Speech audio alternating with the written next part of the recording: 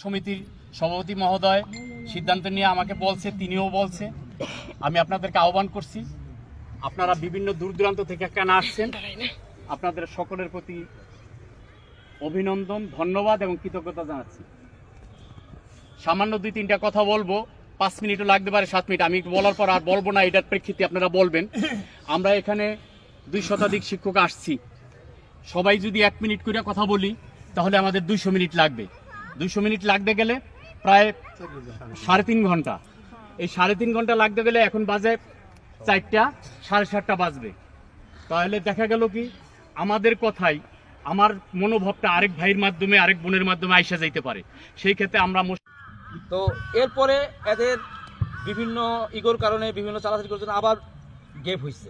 Gap হওয়ার পরে এখন আমাদের যে ঐক্য পরিষদ এবং বাস্তবায়ন পরিষদের মধ্যে যেই ফারাকটা, সেটা কি কর্মসূচি নেওয়া। কেউ দিছে ঢাকা মেডিকেল পর্যন্ত রক্তে রঞ্জিত হয়েছি, যে আমরা সারা বাংলাদেশের দিকে তাকিয়ে দেখি যে বিভিন্ন জায়গায় কমপক্ষে 1,1200 ছাত্র আছে। সেই ছাত্রের মাঝখানে আজকে ওই ছাত্ররা কেউ ওই স্কুলে আসে নাই, এবং ওই স্কুলে ডিপিও স্যার গেছে যে কাঙ্ক্ষিত স্বপ্ন আমাদের যে 11তম গ্রেড, এই 11তম গ্রেড বাস্তবায়ন করবে ইনশাআল্লাহ। এবং আমরা পরীক্ষায় সহযোগিতা করবে না, পরীক্ষা নেবে না, তাতে উপজেলা প্রশাসন প্রধান শিক্ষকরা দিচ্ছে, সহকারী শিক্ষকরা। আমরা এই থেকে সিদ্ধান্ত তো সভাপতি সেক্রেটারি নিবে, কিন্তু আমরা আজকে এই পর্যায়ে নাকি আগামীকাল আমরা আমাদের সর্বাত্মক সহযোগিতা করব।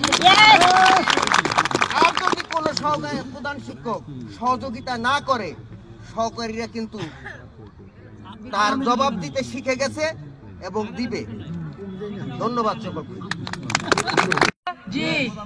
এই এখানে আসার আগ পর্যন্ত জাবেদা ছিল, সব শেষ আছে।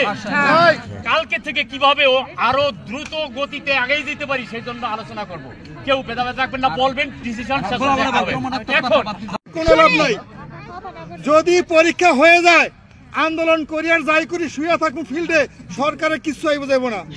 কারণ এরপরে সরকারি ছুটি থাকেন গা হইয়া এমনি উঠতে, কারণ তখন আমাদের এই মেসেঞ্জার গ্রুপ ছিল না। এই তথ্য এই পরীক্ষা বর্জন কর্মসূচির জন্য গত শনিবার আমরা সহকারী শিক্ষকদের পক্ষে আমরা হাততালি দেই, কিন্তু আমার মনে হয় আমি আবার তাকাই তাকাই দেখলাম অনেকে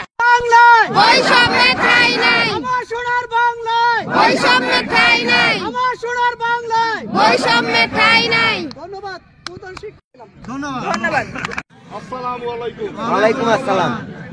আসলে আমি স্কুলে ছিলাম, স্কুলের যে প্রেক্ষাপট, শরীয়তপুর জেলাটা আমরা এক থাকি। শরীয়তপুর জেলায় আমরা যদি 2-3টা উপজেলা এক পাই, তখন সেই ক্ষেত্রে এই জাজিরা উপজেলার কোনো প্রধান শিক্ষক কোনো পরীক্ষা বারবার আমার সহকারীগণ নিয়ে এখানে আইসা স্বাক্ষর দিব, বিক্ষোভ করব, ইউনিয়নের কাছে স্মারকলিপি দিব, সংবাদ সম্মেলন করব, প্রয়োজনে ডিপিও অফিসে যাব। সবাই সংগ্রাম সংগ্রাম সংগ্রাম, আপনি কে আমি কে, শিক্ষক শিক্ষক, আপনি কে আমি কে, শিক্ষক শিক্ষক। কালকে 124টা স্কুলের সকল সহকারী শিক্ষক এবং আমার চলতি দায়িত্বের যারা আছেন, যারা ভারপ্রাপ্ত আছেন, সবাই কালকে এখানে আইসা